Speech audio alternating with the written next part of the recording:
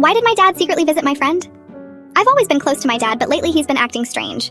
It started with quick glances at his phone, errands he insisted on doing alone, and that one time he canceled our family night without a reason. I didn't think much of it until I saw his car parked outside my best friend Lila's house. He wasn't there for just a minute. He stayed for over an hour. I didn't know if I should ask him or talk to Lila, but the curiosity was unbearable. The next day, I casually mentioned Lila at breakfast. Dad froze for a second and spilled his coffee before quickly changing the subject. That made me more suspicious. Later, I decided to ask Lila directly. She looked uncomfortable when I told her I'd seen my dad at her house. She said he was dropping something off for my mom, but my mom didn't know anything about it. A week later, I got my chance to follow him. He left in a hurry saying he had work to do, but I saw him drive straight to Lila's again. This time I watched as he handed her a small box. She looked nervous before going back inside. That evening I confronted him.